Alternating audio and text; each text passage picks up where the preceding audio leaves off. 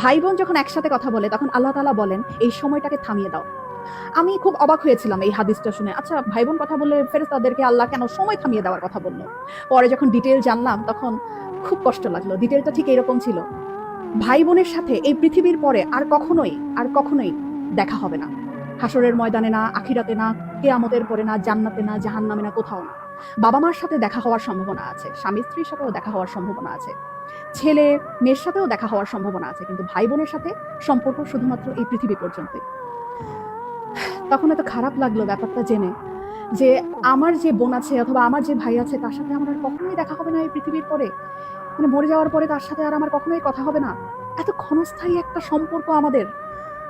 যারা সম্পত্তি নিয়ে ঝামেলা করে ভাই বোনের সাথে কথা বলে না, যারা অনেক ঝগড়া বিবাদের কারণে ভাই বোনদের সাথে কথা বলা বন্ধ করে দেয়, তারা না করেন না এই ব্যাপারটা। সময়টা না খুব কম আমাদের, খুব কম। এত কম সময় নিয়ে আমরা পৃথিবীতে এসেছি এবং এই কম সময়ের মধ্যে আমরা আবার কলুষতা, আমরা আবার ঝগড়া বিবাদ এইরকম করে আমাদের এত কাছের এত আপন একটা মানুষ, একই পেটের মায়ের পেটের বোন, মায়ের পেটের ভাইয়ের সাথে কথা বলা বন্ধ করে দিলাম।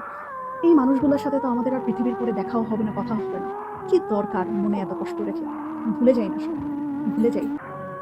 অল্প একটু সময়ের ব্যবধান, তারপরে সব নাই, শেষ।